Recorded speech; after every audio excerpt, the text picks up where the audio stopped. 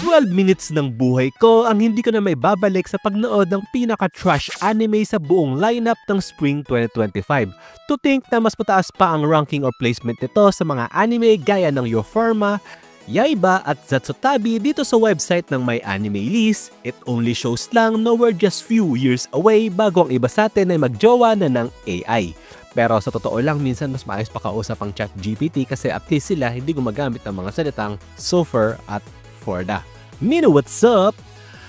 Tanong ko sa sarili ko habang pinapanood to, anime ba to o hentai? Kasi sa 12 minutes parang 9 minutes doon is puro Cocomelon na nakabalandra sa screen.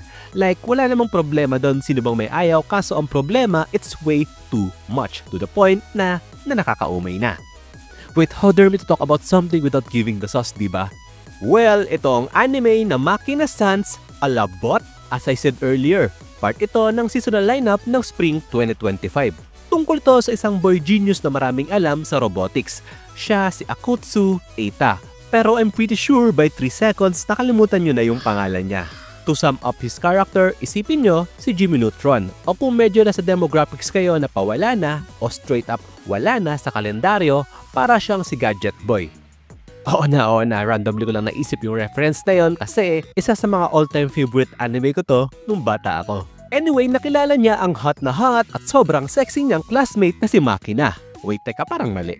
Creepy ba para sa age ko magbigay ng ganun description sa isang babae na clearly based sa appearance is nasa middle school pa lang?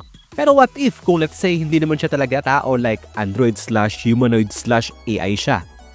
May pas na ba yung sinabi ko pa ganun? Tingin nyo.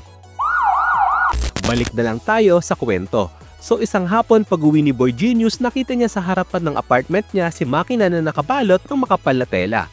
Clueless si Eita sa mga nangyayari kasi bakit nasa labas ng bahay niya yung isa sa mga pinaka-famous sa classroom nila? Isa lang naman siyang hamak na nerd.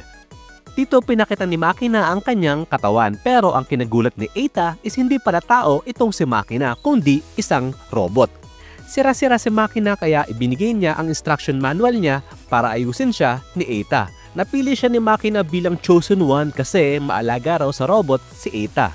After maayos na ito si Makina which hindi na ipinakita dito sa anime, pero sa headcanon ko imposibleng walang ginawang kabalastugan itong si Eita habang tulog itong si Makina.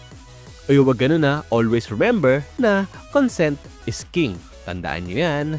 Ngayong maayos na si Makina, ipiniliwanag na niya kung ano siya at ano ang silbi niya bilang isang robot. Which, surprise surprise, isa siyang love bot na ang purpose is magpasaya at mangakit ng mga lalaki. Hindi ko na kinailangan panoorin yung mga sumunod na episode. Kahit pa parang ang cute nitong isang karakter na to, pero by watching this episode, alam ko na agad na isa-sexualize rin siya so hindi na ako nag-bother.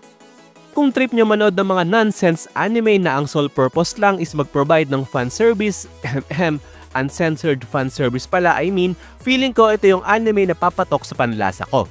Panlasa nyo pala. Napatunayan ko sa anime na to na another man's trash is another man's treasure. So, that's it. Mina, nag-enjoy ba kayo sa video? If oo, give me a thumbs up. Isa ka ba sa 42,000 na bumoto dito? Okay lang, no judgment. Comment ka sa baba. Pakita mo kung sino ka. With that, well, yun lang.